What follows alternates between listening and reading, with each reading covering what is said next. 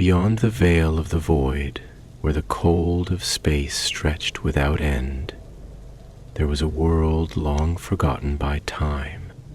It had once been a jewel of the Imperium, its forges burning bright, its spires rising toward the heavens in devotion to the Emperor of mankind. But now it lay silent, a husk adrift in the blackness, its surface buried in the dust of centuries. Through the stillness, something stirred. The darkness of space was momentarily broken by a flicker of golden fire, a shimmer of light against the abyss. Then, with the deep-throated growl of plasma engines, the vast silhouette of a battle barge emerged from the shadows.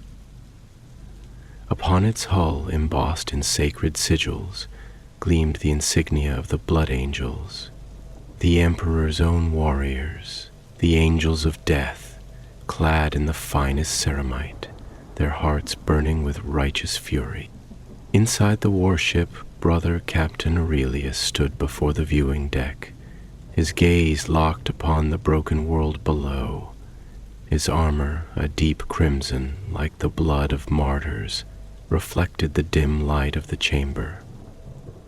The helm at his side bore the scars of 1,000 battles, yet his golden eyes, like those of a statue wrought from flame, betrayed neither wariness nor doubt. He was a warrior of the Imperium, forged for war, bound by honor and burdened by a legacy as glorious as it was cursed. "Captain," came the voice of his chaplain, Brother Acastian, stepping forward from the shadows of the bridge. The chaplain's skull-helmed visage was as impassive as ever, but there was an undertone of solemnity in his words. "The Auspex scans are incomplete. The surface is shrouded in interference. We have yet to determine if there is life below." "There is always life," Aurelius murmured, his voice low and certain. "Even in death, the echoes remain." A silence settled between them, heavy with the weight of unspoken thought. This was not the first time the Imperium had returned to a forgotten world, nor would it be the last. There were countless planets like this one, lost to war, buried beneath the ashes of their own ruin. But something about this world was different. It called to him, not as a voice, but as a sensation in his blood, an instinct he could not place. He turned to the bridge's holo DSP, where the planet's shattered surface lay rendered in shifting lines of golden light. There had once been cities here, great structures of Gothic grandeur, now reduced to crumbling bones.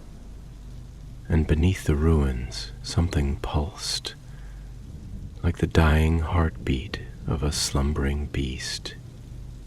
"The storm on the surface is unnatural," the Tech Marine reported, his augmented voice crackling through the vox.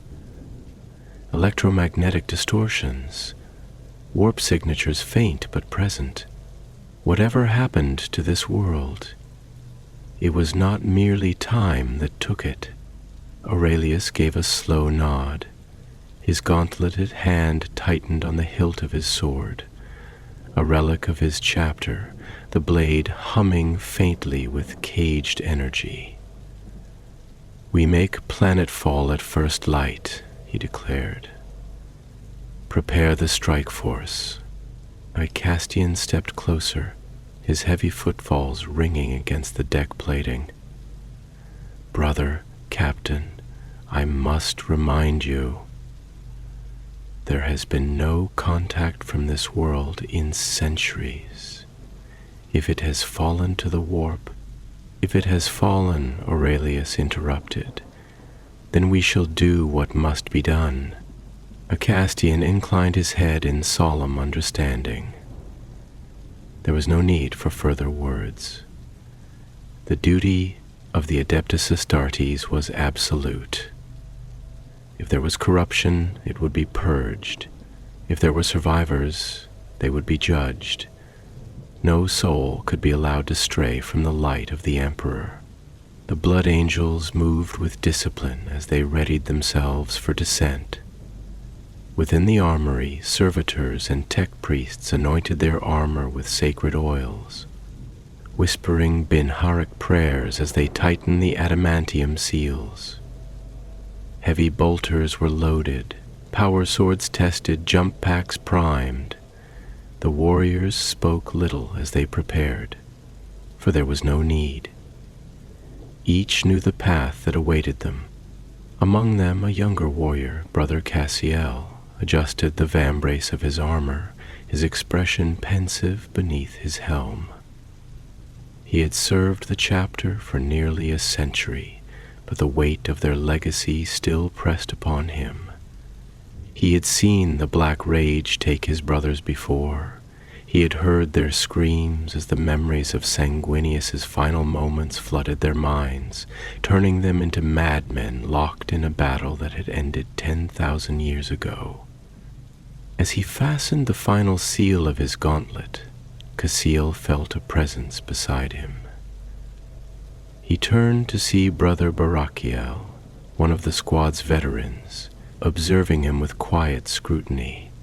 "You hesitate," Barakiel said simply. Cassiel straightened, his voice steady. "No, brother, I reflect." Barakiel gave a slight nod. "Good. But do not linger in thought when the battle is upon us. The mind is a battlefield all its own." Cassiel understood the meaning behind the words. The Blood Angels were not like other space marines. They were cursed, their blood carrying the flaw of their Primarch, a flaw that whispered of death and vengeance, of the final stand upon Terra's walls, where Sanguinius had met his end at the hands of the arch-traitor Horus. It was a memory none of them had lived, and yet it lived within them all. A klaxon sounded, and the warriors moved to their drop pods. The time for reflection had passed. It was time to descend. As the great doors of the battle barge yawned open, the blackness of space stretched before them. Below, the ruined world awaited, its surface obscured by swirling storms. With a final Vox command, the drop pods released, their engines roaring against the void as they plunged toward the planet. Inside his pod, Aurelius felt the familiar pull of gravity as the ship fell like a spear from the heavens. He closed his eyes for a brief moment, the silence within filled only with the rhythmic beat of his twin hearts. The Emperor is with us. The impact came with a thunderous crash, the pod carving deep into the ruins below. The doors burst open and the Blood Angels emerged. Red-clad giants, stepping into a world swallowed by dusk. The silence was oppressive, thick as the dust that swirled around them. The ruins stretched endlessly, their shadows long and unmoving, but the moment their boots touched the earth, they felt it. A whisper, a presence. Something was watching.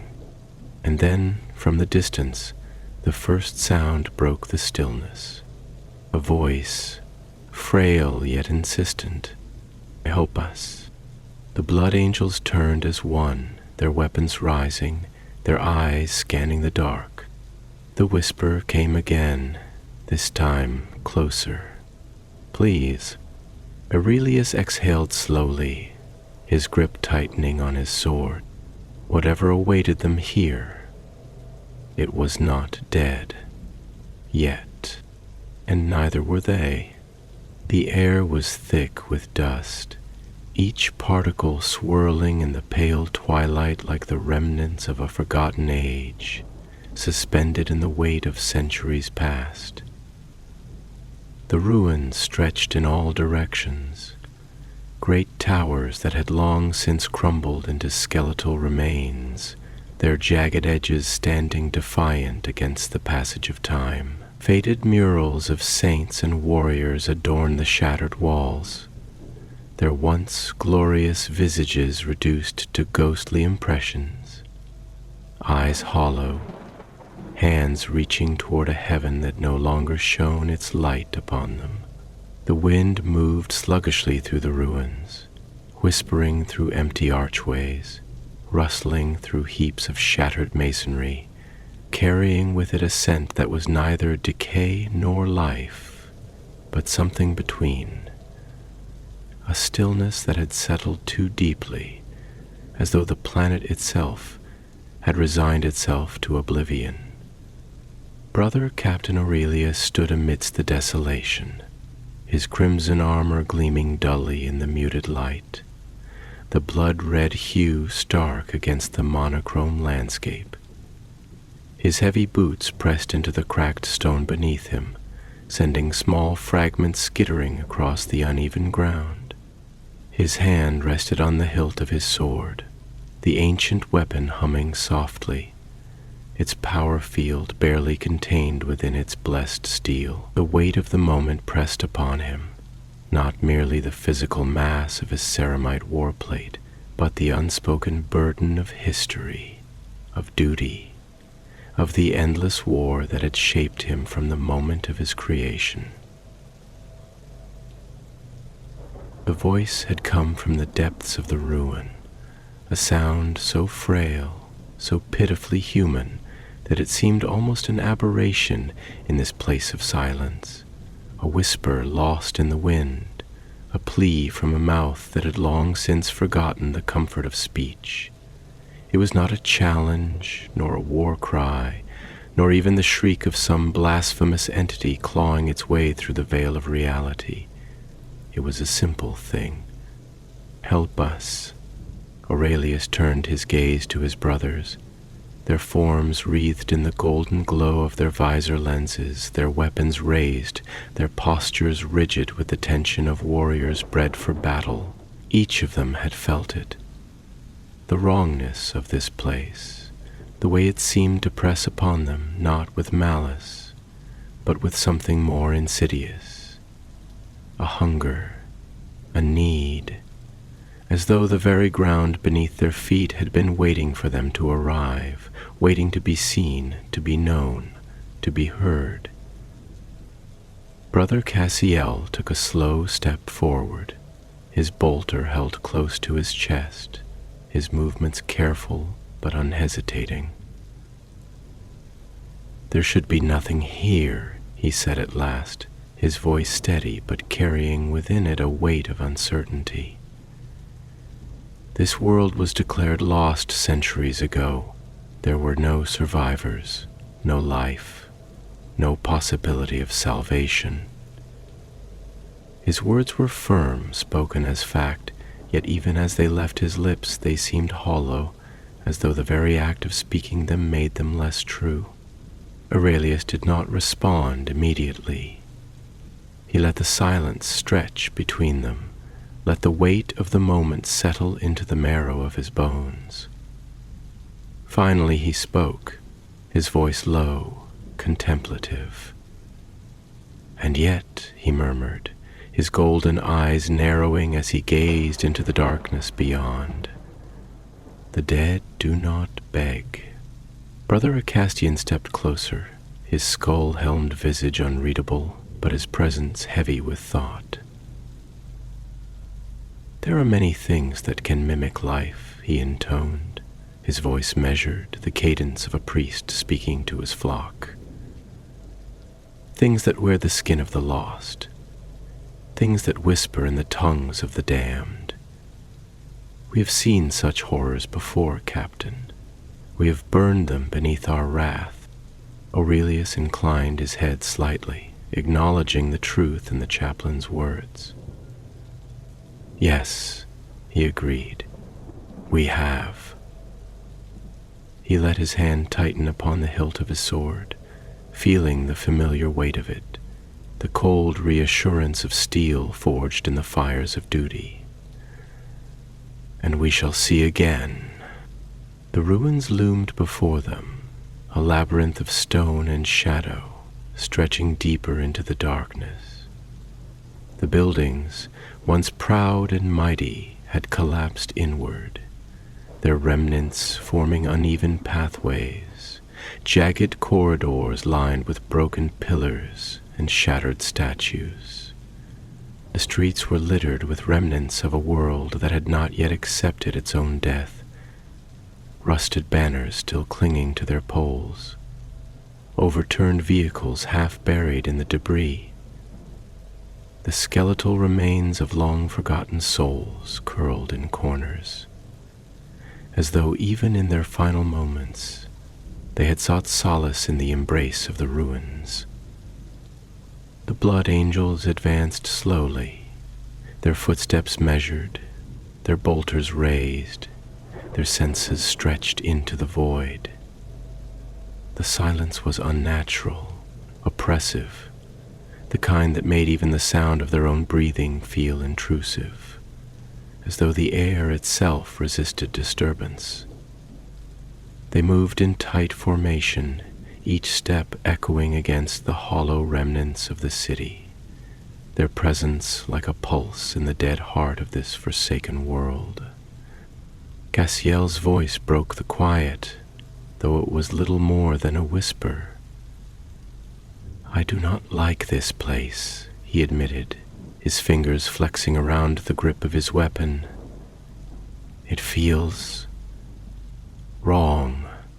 Barakiel, the squad's veteran, let out a low chuckle, though there was no mirth in it. "All places feel wrong, brother. That is the nature of our existence." He cast his gaze upward, toward the fractured skyline, where the remnants of Gothic spires clawed at the heavens. "We are not meant to walk in the company of peace. We are not meant to tread upon lands that do not know war."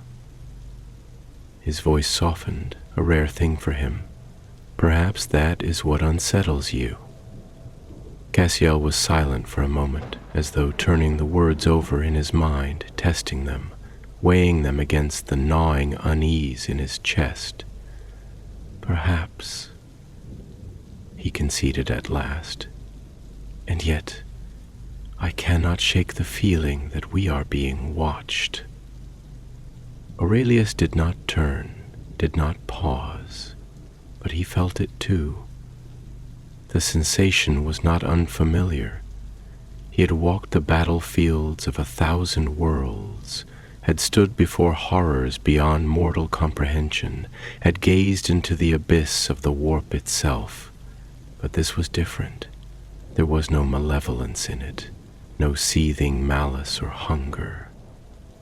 It was not the gaze of a predator lurking in the dark, nor the shadow of an enemy lying in wait. It was something else. It was expectation. A voice came again, drifting through the ruins like a breath of wind through a dying fire. "Help us." This time it was closer. Aurelius exhaled slowly, his grip tightening on his sword. He felt the eyes of his brothers upon him, waiting, watching. He knew what they expected. He knew what duty demanded. And yet something in his blood stirred. "Come," he said at last, his voice carrying through the ruins, echoing through the bones of the world. "Let us see what ghosts remain." And with that they pressed onward into the waiting dark. The blood angels moved through the ruin like phantoms of war, their crimson armor striking against the gray bones of the city, each step measured, deliberate, as though the very ground beneath them had become unstable. The towering wreckage of what had once been a world of industry loomed over them, silent and crumbling, its grand spires long since broken and hollowed by time's unrelenting cruelty. Some structures had collapsed into jagged mounds of debris, the remains of manufactorums and hab blocks that had once been alive with the ceaseless march of the Imperium's great machine. Others still stood, defiant against their own inevitable decay, great blackened monoliths of stone and ceramite, their surfaces scorched and shattered, as though the echoes of some long-forgotten battle had been burned into their walls, the ghosts of war etched into every fractured beam and crumbling arch. There was no movement in this place, no sign of life beyond the whispered plea that had drawn them deeper into its grasp. The wind howled low through the corridors of ruin, rattling loose stone and sending spirals of dust into the air, curling around their boots like dying spirits clawing for purchase. There was something unnatural about the way the dust moved. Not aimless, not random, but deliberate, as if the world itself recoiled at their presence, or worse, guided them forward. Aurelius strode at the head of his squad, his heavy footfalls sending small fractures through the stone beneath him. He could feel it now, the sensation pressing against the edges of his mind, subtle like the brush of unseen fingers upon his skin. It was not a presence that spoke, not a force that could be named, and yet it was there, lingering at the fringes of thought, waiting just beyond the veil of understanding, waiting just beyond the veil of understanding. It was expectation. He knew the weight of unseen eyes, had felt it on 1,000 battlefields, under the scrutiny of enemies that lurked beyond mortal sight, under the watchful gaze of the Emperor himself. But this was different.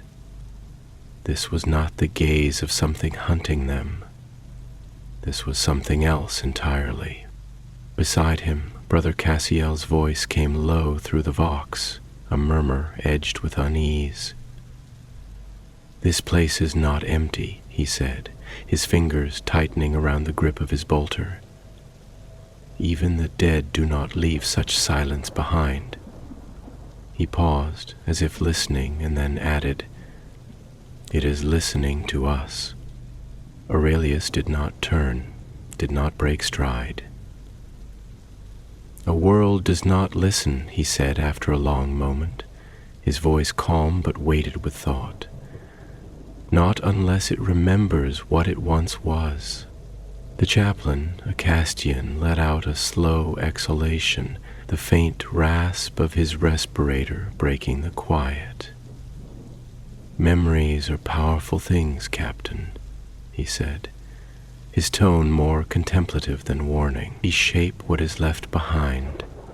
When a world is burned, when its people are swallowed by war and ruin, something always remains. It lingers in the stone, in the air, in the very marrow of the earth. It does not speak with a voice we can understand, but it is there, waiting. Some call it the weight of history. Others call it something more." Aurelius inclined his head slightly, acknowledging the truth in his words. "And what would you call it, brother?" The Castian was silent for a long moment, his skull-helmed visage unreadable.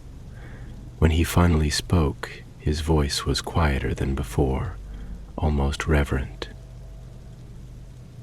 "I would call it a wound that has never closed." Aurelius let the words settle between them. It was not the first time he had walked upon a world that had bled for the Imperium, nor would it be the last. He had seen planets burned clean of life, had stepped upon soil that still bore the scars of orbital bombardments, had marched through the remains of cities where the echoes of dying prayers still clung to the walls. He had seen the aftermath of heresy, of invasion, of war beyond reckoning.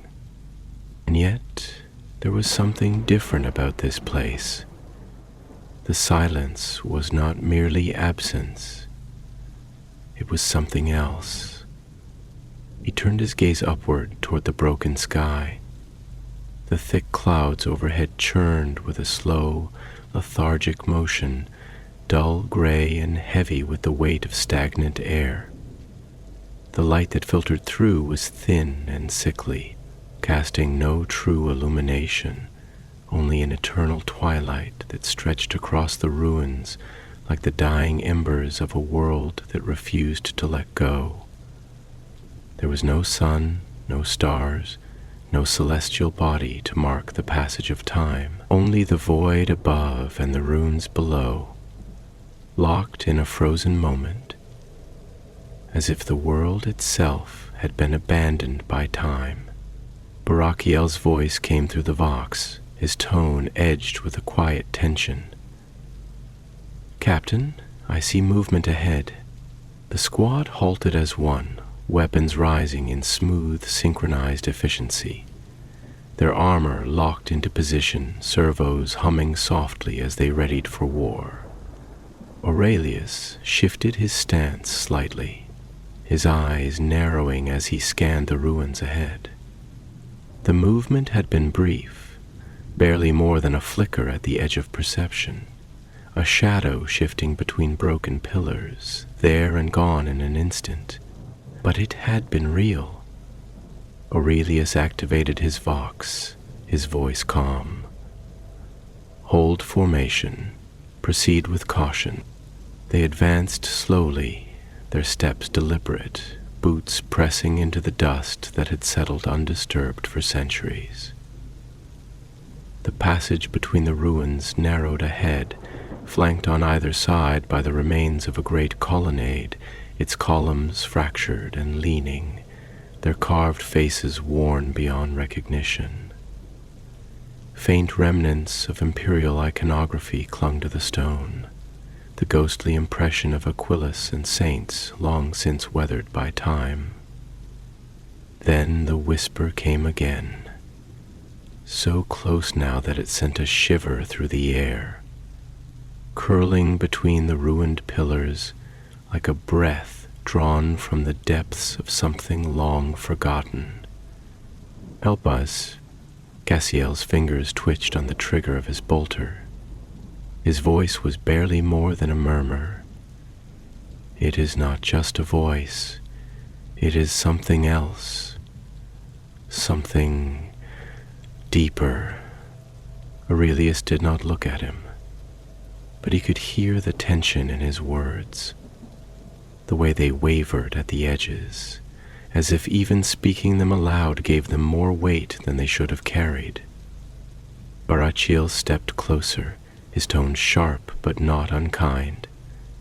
"Fear has no place here, brother."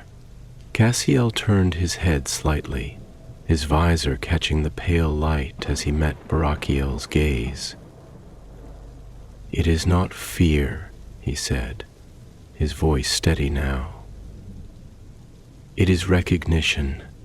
Aurelius let out a slow breath, letting his grip tighten on the hilt of his sword, the cold reassurance of its steel grounding him. "Then we go forward," he said at last, his voice quiet but absolute. And with that they pressed deeper into the ruins, stepping beyond the threshold of what had once been the heart of the city, into the waiting dark. They walked deeper into the ruin, each step carrying them further into the heart of a world that had long since ceased to be. The silence thickened around them, pressing in with an almost tangible weight, filling the spaces between their words, their movements, the very air itself, burdened with the memories of something ancient and unseen. The dust, thick and undisturbed for centuries, curled in their wake, swirling into faint patterns before collapsing back into stillness, as though reluctant to be stirred, as though reluctant to acknowledge the presence of the living. The architecture shifted as they moved forward, the towering remains of once proud spires giving way to structures more enclosed, more labyrinthine in their construction, their corridors narrow and winding, their shattered windows opening into nothing but darkness. The bones of the past lay scattered around them, fragments of broken statues, shattered stained glass windows that had once held the visages of saints and martyrs, murals faded into near oblivion, their colors leached away by the slow march of time. The echoes of an empire lost, a world abandoned. Yet something remained. The presence lingered, watching, waiting, whispering without sound. Aurelius felt it in his blood, in the marrow of his bones, a sensation that was neither fear nor certainty, but something between. A tension that coiled itself around his thoughts, that pulled at the edges of his reason. It was not the presence of a foe waiting to strike from the shadows, nor the madness of the warp that corroded reality with its twisting malevolence. It was something else, something older, something patient. It had been here long before their arrival, and it would remain long after they had gone. Cassiel spoke again, his voice quiet, reflective, the usual certainty of a warrior tempered with something that approached hesitation. "I do not think we were meant to find this place," he murmured, his gaze shifting across the ruined expanse, the vast halls stretching before them like the ribs of some great and long-dead beast. "It feels as though we are intruding upon something not meant to be disturbed, as though we have stepped beyond the boundaries of what should be." Aurelius did not stop walking, nor did he turn his gaze from the path ahead, but his voice carried the weight of his contemplation. "There are no places we do not belong," he said, the words slow, deliberate, his thoughts forming as he spoke them. "We are the Emperor's will made manifest. We are the angels of his wrath, the executioners of his judgment. Wherever we tread, we do so with purpose." A pause, the silence stretching between them before he added, softer now, almost thoughtful, "And yet, I do not think this place fears us. I do not think it recoils from us as the cursed do, as the heretic does. There is no hatred here." The Castian's voice carried through the vox, low and measured, the tone of a man who had long since cast aside uncertainty, who had spent centuries standing at the threshold between righteousness and madness. "Hatred is the fire of war, but not all things that have fallen are consumed by it," he said, his pace steady, his skull-helmed visage unreadable. "Some wounds do not bleed, some scars do not fester, some simply remain empty, waiting, preserved in the stillness of their own grief." Aurelius considered the words, their truth settling into the quiet spaces of his mind, their meaning curling into the cracks of his own contemplation. It was a rare thing to speak of wounds in such a way. War was their existence, the fire in which they were forged, the purpose for which they were bred. They had known suffering, had known pain beyond the comprehension of mortal men, but they had never lingered in it. They did not carry grief. They did not dwell upon sorrow. To do so was to invite the weakness of hesitation, the rot of doubt. And yet, what was this place if not a wound that had never healed? What was this silence if not the remnants of something that had once lived, once thrived, and had been abandoned to its own mourning? The ground beneath them shifted, uneven and treacherous. Great slabs of stone split and cracked, the remnants of a civilization swallowed by its own undoing. The air grew colder, the light dimmer, as though the world itself was receding around them, pulling inward, retreating into its own emptiness. The walls, once lined with grand frescoes and carved reliefs of imperial saints, were now worn and pitted, their details lost, their forms reduced to little more than shadows of what had once been. The Emperor's light had shone here once, and now only the ghosts of that radiance remained. Then the voice came again, no longer a whisper, no longer distant, but close now, so close that it seemed to breathe against the edges of their thoughts. Please. Cassiel exhaled slowly, his gauntleted fingers tightening around the grip of his bolter. "It is not just words," he murmured, and this time there was no hesitation, no uncertainty, only the quiet weight of realization. It is something deeper. It is memory. Aurelius finally stopped, his gaze sweeping across the darkened corridors ahead, the vast emptiness that stretched before them like the mouth of some great abyss. His mind turned over the thought, weighing it, testing it, allowing it to settle. He had heard the echoes of dying worlds before, had walked upon the remains of civilizations that had burned in the fires of war, had felt the remnants of their agony in the very air. But this was not agony. This was not suffering. This was longing. Acastian took a step forward, his voice barely more than a whisper, yet it carried with it the authority of centuries, the certainty of one who had seen the horrors of the galaxy and had not flinched. "We are not alone in this place," he said, his tone neither warning nor fear, but simple fact. "Something still lingers." Aurelius nodded slowly, his expression unreadable beneath his helm.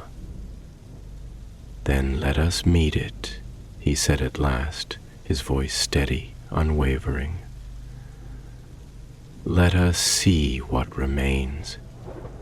They pressed onward, deeper into the heart of the ruin, deeper into the silence that was not silence, into the memory that was not memory. The weight of the unseen pressed against them, not with malice, not with hatred, but with something else, something older, something patient, and somewhere, just beyond the veil of perception, something stirred. The air grew heavier as they descended deeper into the ruins, pressing against their armor like the weight of forgotten prayers, like the burden of voices lost to time. The silence was no longer silence. It was layered now, filled with whispers that never quite formed words, sighs that were never quite breath, an absence that had shaped itself into something almost sentient, something that watched, something that waited. The ruins around them, once the bones of a thriving city, now felt like the ribs of a beast long dead, its carcass left to wither under the passage of uncounted years. The structures leaned at unnatural angles, their Gothic spires broken and hollow, their facades scarred with fire and time, as though the city had once screamed against its own destruction, but had long since lost the strength to continue. Aurelius moved ahead, his form cutting through the gloom like a living statue of war, his armor the color of blood and judgment, his sword resting against his side like an unspoken truth. His breath was measured, controlled, but within his mind there was an edge to his thoughts, a tension that coiled itself around the unanswered questions that hung in the air like the dust that drifted through the ruins. He had fought in wars that had stripped worlds of their names, had stood upon the bones of empires that had been reduced to nothing but myth, had seen entire civilizations extinguished as though they had never been. And yet this place felt different. Not because it had been destroyed, but because it had not been erased. It remained. Cassiel's voice came through the vox, slow and contemplative, carrying the weight of a man who was searching for the shape of something he could not yet define. "This does not feel like the aftermath of battle," he murmured, his tone carrying an uncertainty that was rare among their kind. "It does not feel like a place that fell to war. There are no signs of struggle, no barricades, no defenses left to rot in the streets. This place was not conquered. It was abandoned." Aurelius did not respond immediately, letting the words settle, letting them shape themselves against his own observations.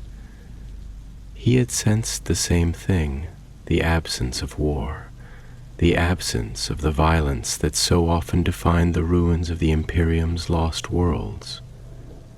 The destruction here was different. It was old, weathered, worn down by time rather than fire, hollowed by the erosion of centuries rather than the scarring of battle. There were no craters left by orbital bombardments, no charred remains of tanks left to rust where they had fallen, no shattered weapons discarded in final acts of defiance. The city had simply stopped. A Castian, his voice a slow, deliberate thing, spoke next, his words heavy with the weight of something deeper than simple analysis. "There is a difference between a world that is destroyed and a world that is forgotten," he said, his skull-helmed visage turning slightly as if observing the ruins with something beyond sight. "One screams as it dies, the other merely fades, its existence slipping between the cracks of memory, swallowed by the void of history. This world was not taken by force, it was left behind, and that is a different kind of death." Aurelius inclined his head slightly, acknowledging the truth in the words, feeling them settle into the marrow of his thoughts. The Imperium was vast beyond reckoning, its reach stretching across the void in an unending sprawl of worlds and war zones, each planet a cog in the great machine of mankind's survival. And yet, for all its might, for all its relentless drive to endure, there were places that simply disappeared. Cities that once stood as beacons of the Emperor's light, now nameless ruins.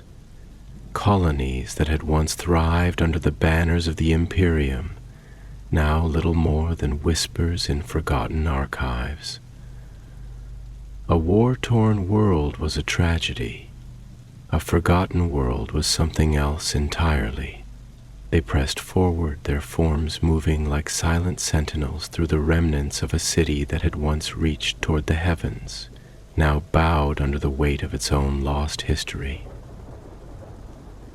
The structures became more enclosed now, the open streets narrowing into winding corridors of stone and metal, the ruins folding in upon themselves as though the city had drawn its last breath and collapsed inward, sealing its secrets within the hollow embrace of its remains.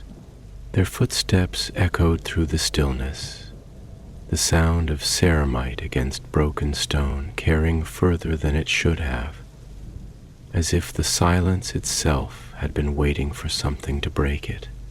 And then the whisper came again, no longer distant, no longer a mere echo in the wind, but close now, impossibly close, wrapping itself around the edges of their minds, threading through the spaces between their thoughts. "Please." Aurelius stopped, his grip tightening on the hilt of his sword, his golden eyes narrowing behind his helm. This was no illusion. This was no trick of the mind. It was real. It was here. Cassiel turned slightly, his posture rigid, his voice lower now, almost a murmur.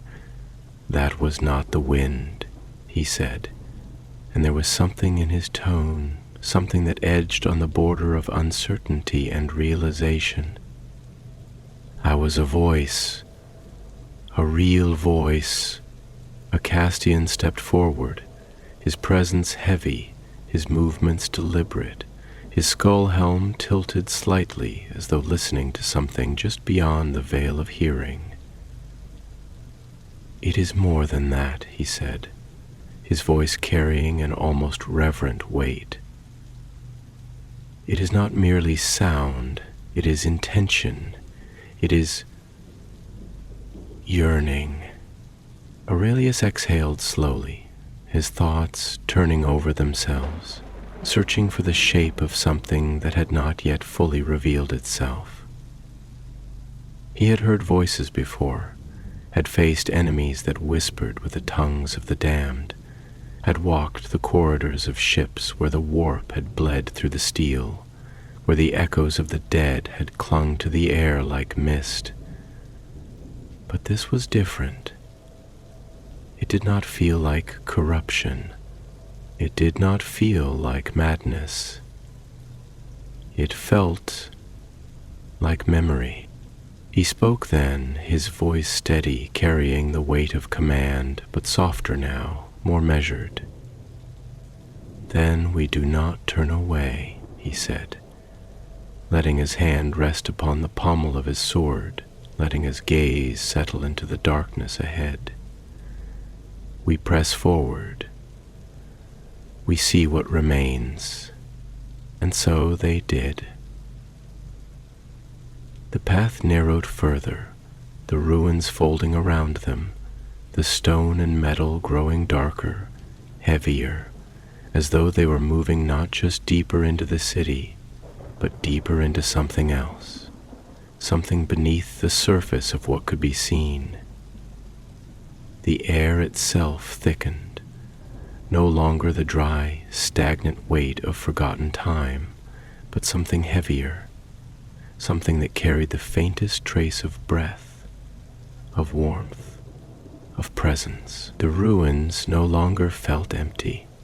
They turned a final corner, stepping into the remains of what had once been a grand chamber, a place of gathering, of purpose.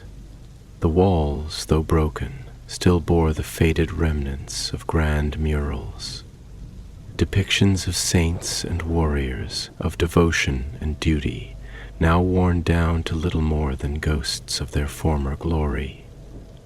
At the center of the chamber, beneath the shattered remains of a great archway, something moved. A figure. It was small, frail, hunched beneath the weight of itself, its form wrapped in the tattered remains of a once proud robe, its skin pale, thin, stretched taut over the brittle frame beneath. It did not flee. It did not attack. It merely knelt there, trembling, as though the simple act of being seen was more than it could bear. Aurelius stepped forward, his voice low, steady, carrying the weight of something more than command. "Who are you?" And in the silence that followed, the figure lifted its head. And it spoke. The figure trembled, its frail frame a mere shadow beneath the broken grandeur of the chamber, its form so emaciated, so withered by time and suffering, that it seemed almost insubstantial, a specter caught between life and oblivion. The tattered remnants of what had once been a robe of distinction clung to its body, the fabric stained with the dust of centuries, its sacred embroidery barely discernible beneath layers of neglect. A scent of decay lingered around it, not the stench of putrefaction, but something older, something more profound.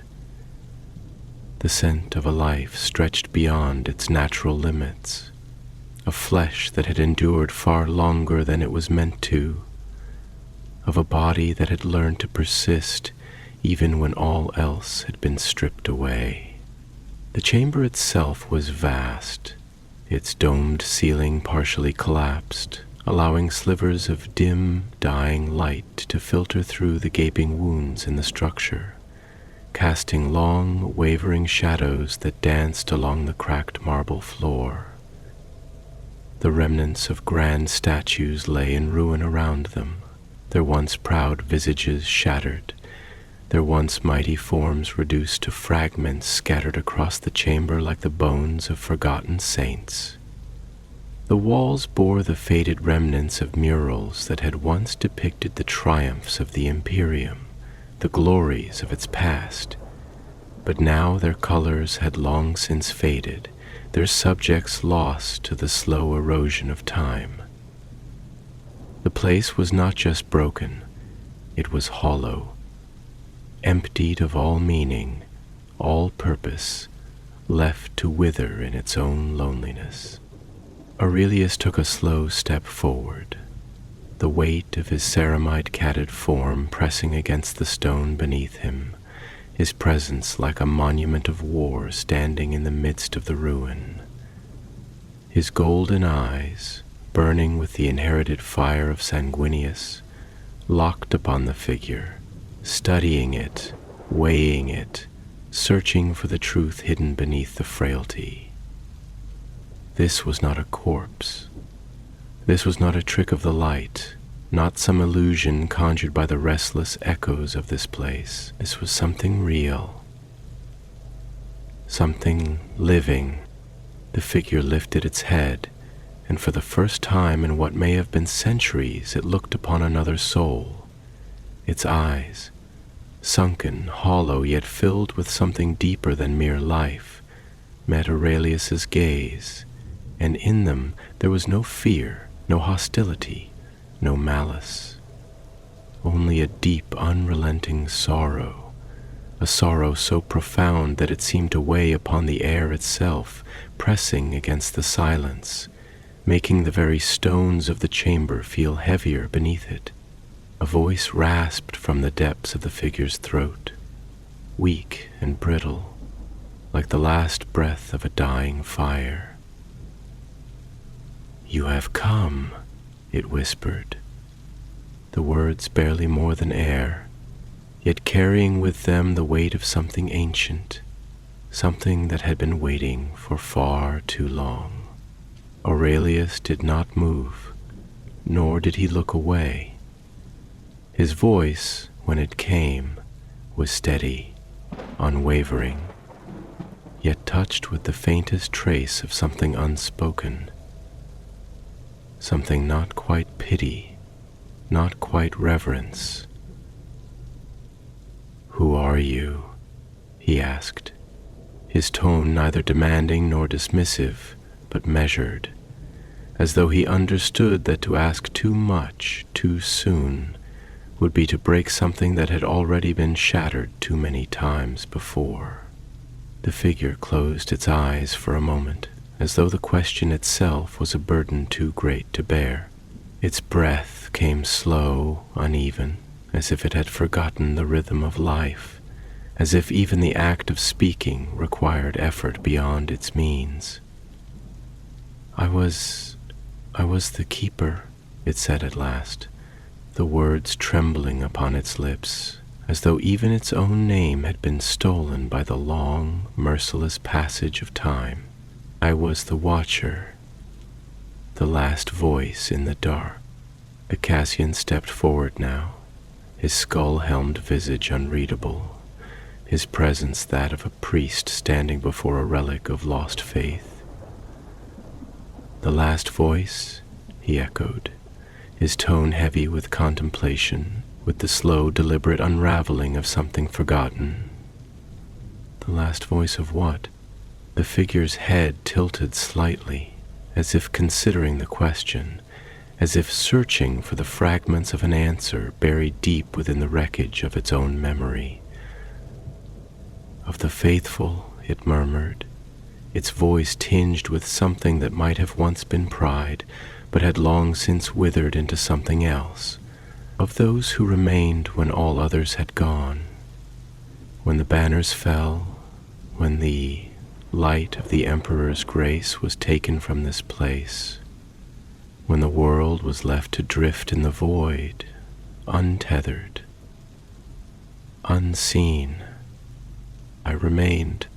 Aurelius felt something stir within him then, something not quite tangible, not quite nameable, a sensation that coiled itself around his thoughts like the weight of history itself.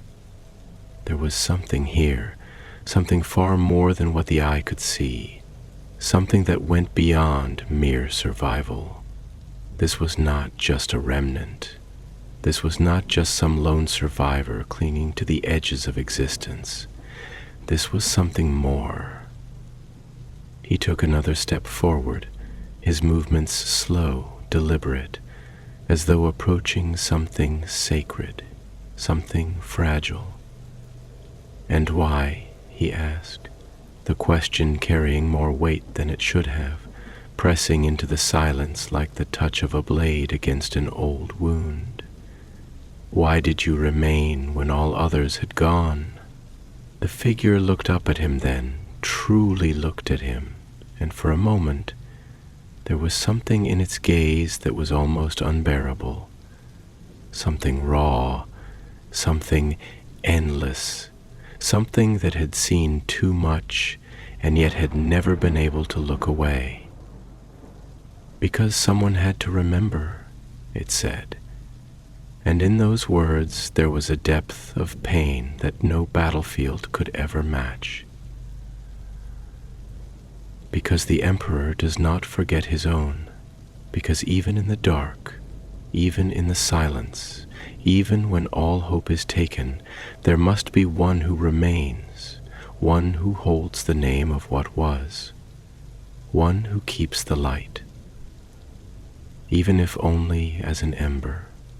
Aurelius felt the weight of those words settle into him, felt them press against the edges of his own existence, felt them resonate with something deeper than flesh, deeper than thought. He had fought for the Imperium his entire life. He had bled for it, killed for it, sacrificed for it. But here, in the ruins of a world long forgotten, he was faced with a truth he had never before considered. Not the glory of war, not the righteousness of conquest, but the simple, unyielding burden of remembrance. Acastian bowed his head slightly, as though in silent acknowledgement of something profound. "Faith does not die," he said at last, his voice quieter now, almost reverent. "It does not fade, even when all else is lost, even when the stars themselves turn to dust. Faith remains." The figure closed its eyes, and for the first time in what may have been centuries, it seemed to allow itself a moment of peace. "Then you understand," it whispered. Aurelius nodded, the motion slow, deliberate, filled with a gravity that went beyond mere words. "Yes," he said, "we understand." And in that moment, in the quiet, crumbling remains of a world long abandoned, something changed.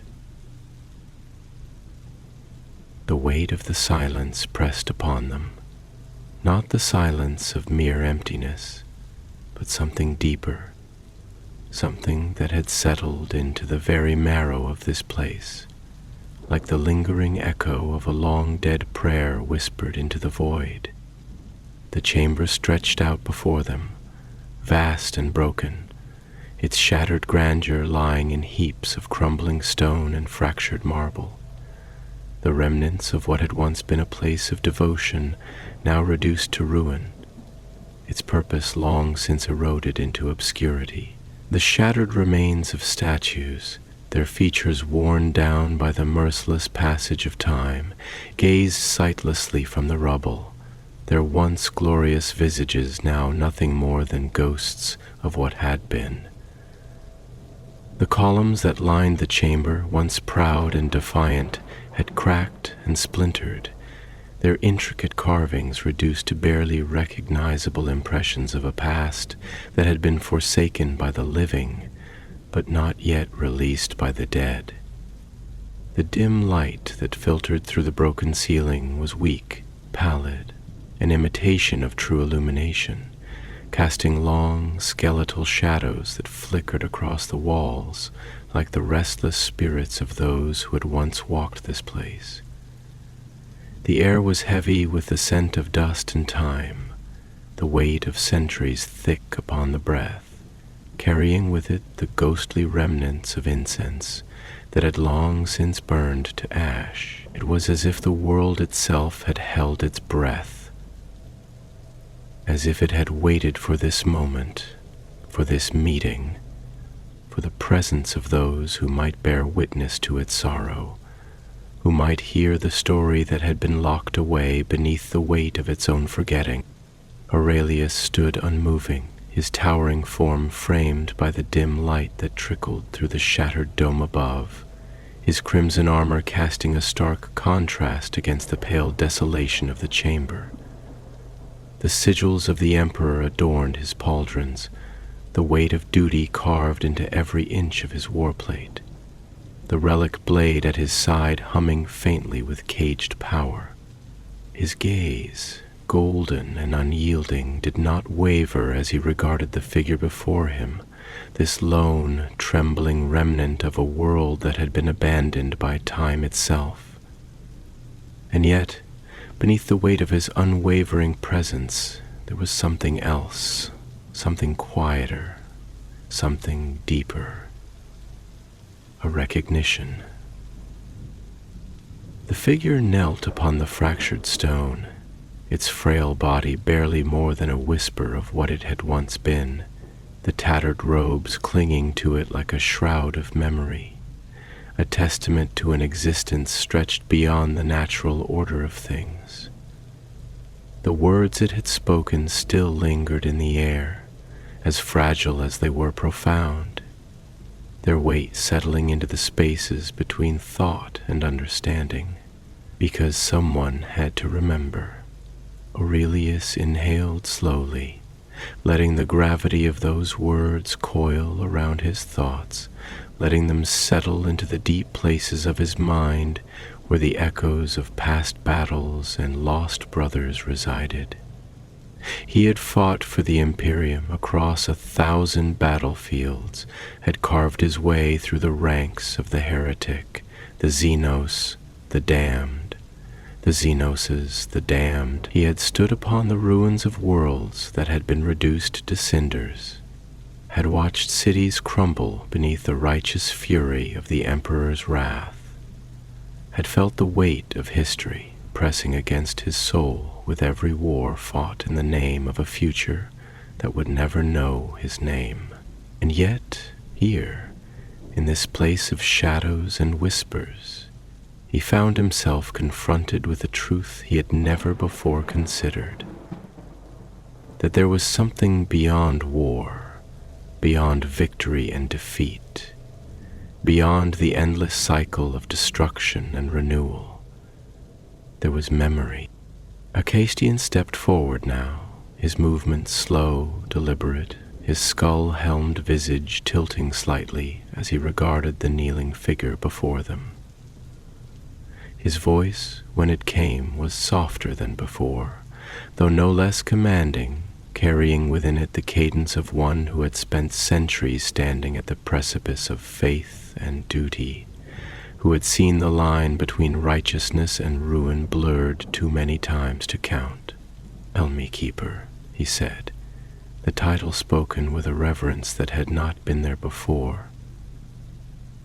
When the banners fell, when the voices of the faithful were silenced, when the world turned its back upon this place, what was it that you held on to?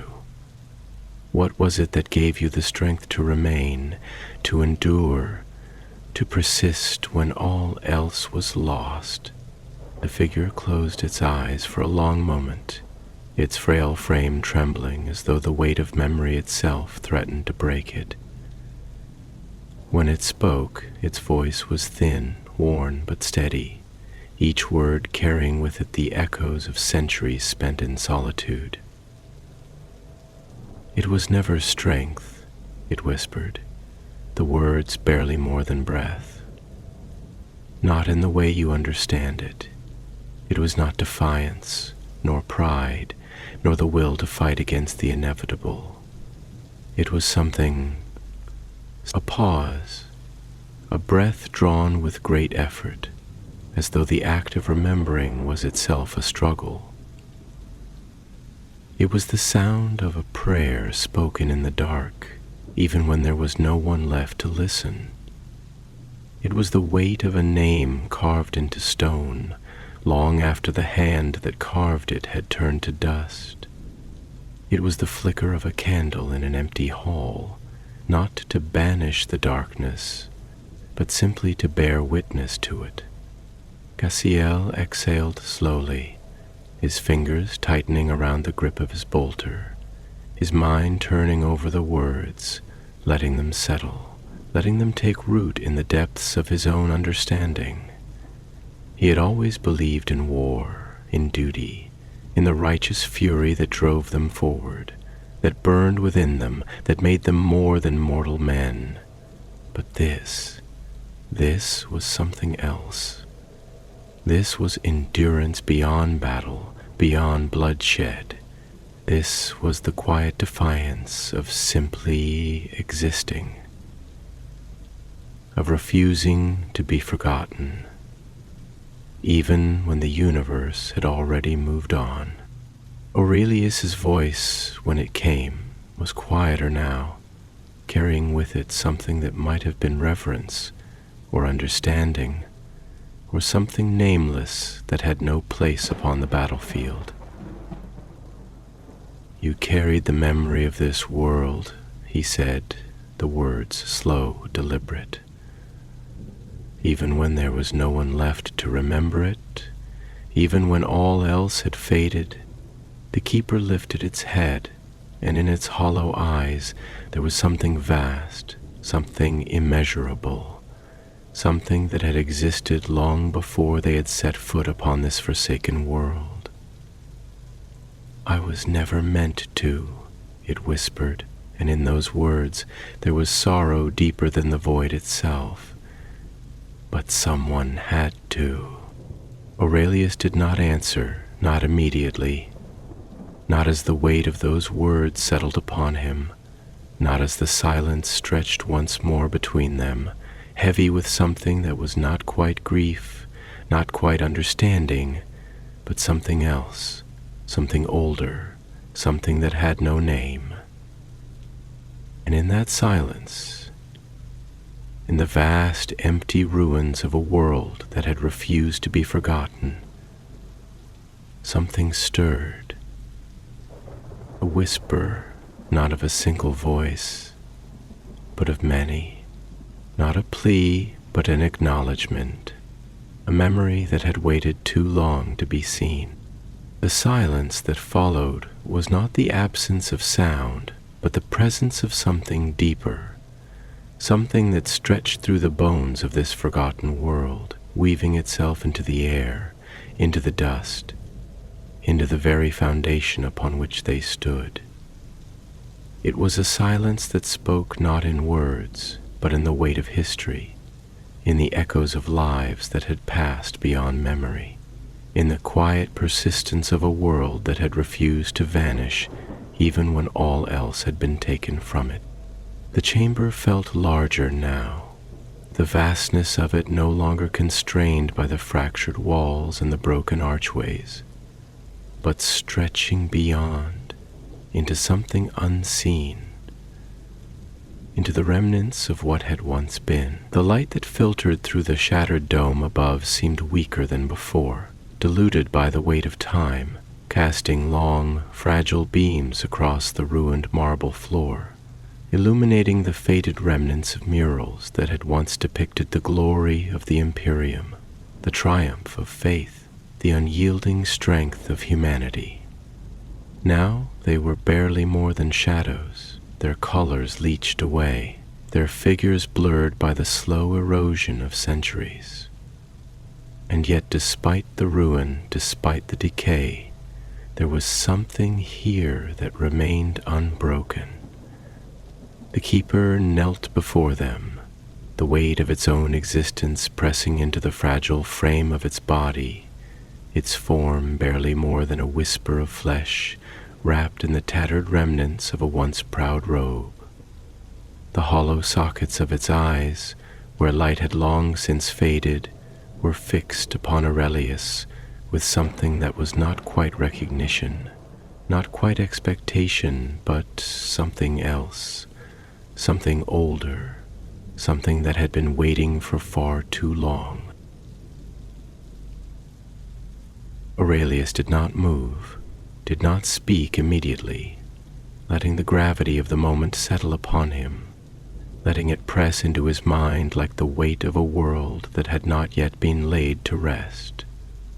He had stood upon the ruins of countless civilizations, had walked through the aftermath of wars that had turned entire planets to dust, had seen the echoes of destruction carved into the remains of cities that had once stood as monuments to human perseverance. But this was different. This was not the aftermath of war. This was the remnant of something abandoned, something left behind, something that had endured not because it had endured, not because it had been strong, but because it had refused to be erased. At last he spoke, his voice steady, his tone quieter than before, not out of weakness, but out of something else, something more profound. "You speak of remembrance," he said, his words slow, deliberate. "You speak of holding on to something even when all else has fallen away. But what is it that you have kept, Keeper? What memory remains here, in this place where no one was meant to return?" The figure exhaled, a sound that was not quite a breath, not quite a sigh, but something between. When it spoke, its voice was thin, fragile, but filled with something unbroken.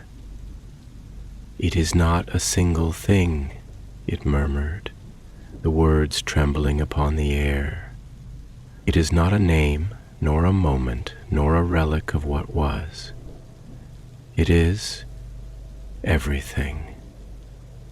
It is the weight of all that came before, the prayers that were once spoken here, the voices that once filled these halls, the footsteps that once echoed upon this floor.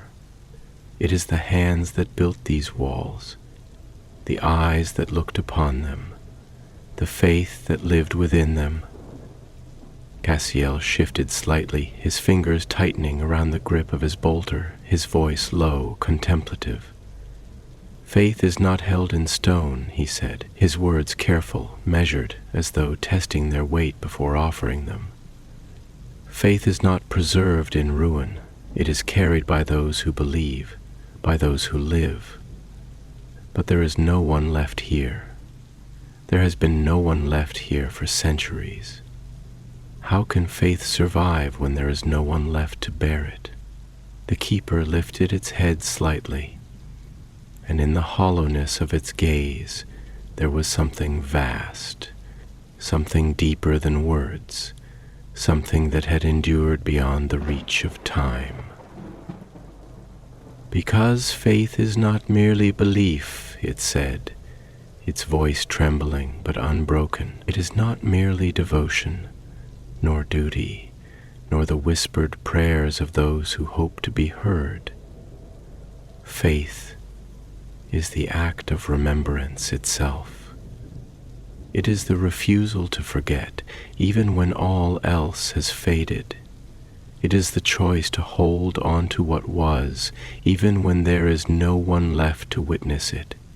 Acastian stepped forward now, his skull-helmed visage tilting slightly, his tone carrying the weight of a man who had spent centuries walking the line between faith and duty, between belief and war. "Then you have endured not because you hoped to be found," he said, his voice heavy with something that was not quite sorrow, not quite understanding. "You have endured because you could not allow this place to be forgotten." The keeper's frail form trembled, as though the truth of those words pressed upon it with a weight too great to bear. "Yes," it whispered, and in that single word there was a grief deeper than any battlefield, a sorrow heavier than any war.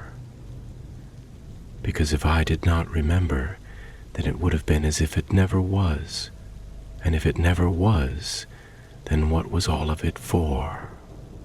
Aurelius inhaled slowly, letting the words settle into him, letting them coil around his thoughts like the echoes of something that had long been buried but had never truly faded. He had fought for the Imperium not because he sought victory, but because he sought to protect what was. He had bled not because he wished to conquer, but because he wished to preserve. He had killed not because he relished war, but because he could not allow what had been built to be undone. But here, in this place, in the heart of a world that had already been abandoned, he found himself confronted with a question he had never allowed himself to ask. What happens when there is no one left to protect? He exhaled, his voice quieter now, his words slower, more deliberate. "Then you are not merely a keeper," he said, his gaze locking onto the frail figure before him. "You are the last witness." The keeper closed its hollow eyes, and for the first time in centuries something in its form seemed to release, as though the weight it had carried for so long had finally been acknowledged, as though the burden it had borne had finally been seen. "Yes," it murmured, and in that word there was a relief so profound that it seemed to tremble through the air itself. "At last someone remembers." And in that moment, in the vast, crumbling remains of a world that had long since passed beyond memory, something shifted. A whisper, not of sorrow, not of pleading, but of release. The silence was no longer empty. For the first time in centuries, the past had been acknowledged, and the world let go. Aurelius stood motionless as the weight of the keeper's final words settled upon the air, stretching across the chamber like the dying embers of a long-forgotten fire. The silence that followed was not empty, not the hollow void that had greeted them upon their arrival, but something else, something fuller, something deeper, something that carried within it the slow, aching weight of release. It was the silence of an ending, not of absence, but of completion, a silence that did not beg to be filled, but one that simply was, a stillness that had waited for centuries, endured the long march of time, until at last it had been heard. The chamber, once vast in its emptiness, now felt different, as though something unseen had shifted, as though the very bones of the world had exhaled after holding their breath for longer than they were ever meant to. The towering remnants of the broken archways no longer loomed as specters of a forgotten age, but stood as monuments of something that had finally been acknowledged. The shattered murals that lined the walls, their images once blurred by time and decay, now seemed sharper, their faded saints and martyrs no longer lost to obscurity, but seen, recognized, if only for a moment, if only before the last remnants of their presence were carried away by the slow breath of the wind. The dim light filtering through the fractured dome above had changed as well. It was no brighter than before, no stronger, no more defined, but it no longer felt as though it struggled against the weight of the world. Instead, it simply existed, illuminating the dust that hung in the air, catching upon the broken stone, the weathered banners, the relics of a history that had been left behind. Aurelius exhaled, his breath slow, deliberate, measured. He had fought in wars that had shaken the very foundations of the Imperium, had stood upon battlefields where the ground itself had been split open by the fury of destruction, had gazed into the abyss of the void and seen the shadows that lurked beyond. And yet, here, in the ruins of a world that had faded not through war, but through the slow, inevitable erosion of time itself, he had been confronted with something that no battlefield had ever shown him. The quiet, patient endurance of memory. He turned his gaze back to the keeper, the frail figure kneeling before him, its form trembling, not with fear nor with exhaustion, but with something deeper, something that was neither sorrow nor relief, but a strange, quiet acceptance. The hollowness in its eyes no longer felt empty, but vast, filled with the weight of years, of endurance, of carrying something that no one else had carried. You have held on to this place for longer than any mortal should, Aurelius said at last, his voice steady, measured, yet carrying within it the faintest trace of something unspoken, something that might have been reverence or understanding or something else entirely. You have carried a burden that was never meant to be yours alone. The keeper's lips parted slightly, and for a moment no words came, only the faint shudder of breath, as though the simple act of responding required more effort than it should. And then, finally, it spoke. I was not meant to carry it, it whispered, the words barely more than breath, yet heavy with meaning. But there was no one else. A pause, a breath that trembled through its fragile form, and then, quieter still, until now. Aurelius felt something shift within him then, something that coiled deep in his thoughts, something that settled into the marrow of his being. There was truth in those words, truth in the simplicity of them, truth in the weight they carried. He had never known hesitation in battle, had never known doubt in the righteousness of his duty. But this was not war. This was not victory or defeat, not conquest or salvation. This was something else. This was an inheritance, a legacy not of war, but of memory, a burden that had been carried for too long, alone, and now it had been given to them. A Castian stepped forward, his skull-helmed visage unreadable, his presence like a shadow standing between worlds, a priest bearing witness to something beyond the scope of war.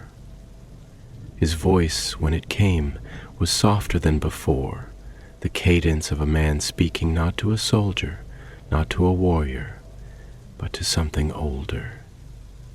The Imperium does not forget its own, he said, the words slow, deliberate, carrying the weight of something eternal. Even when the stars turn to dust, even when the echoes of war fade, even when the names of the fallen are no longer spoken, the Emperor remembers.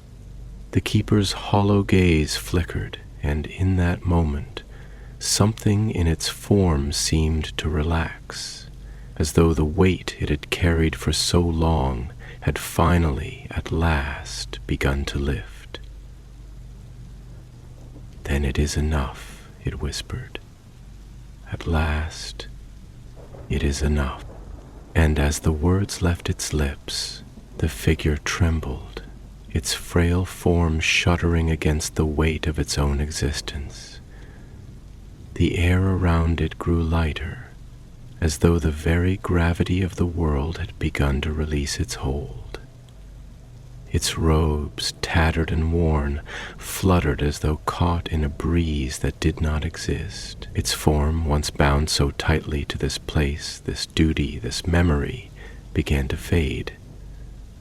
Not in pain, not in struggle, but in the quiet, inevitable dissolution of something that had been waiting for far too long to be released.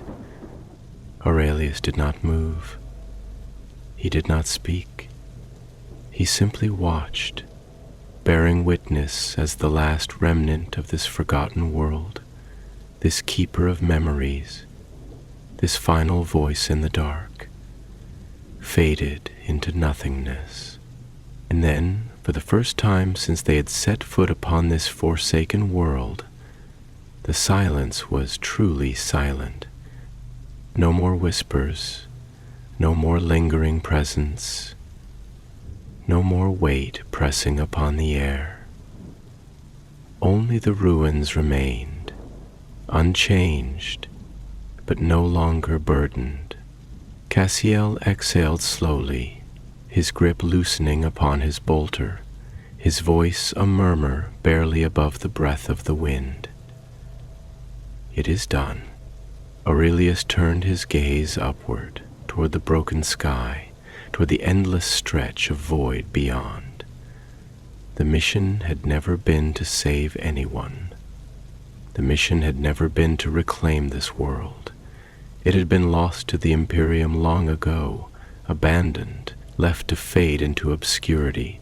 But now, as he looked upon the ruins, as he saw them not as hollow remnants of something forgotten, but as monuments of something that had been witnessed, something that had been remembered, he knew this world had been lost, but it had not been erased.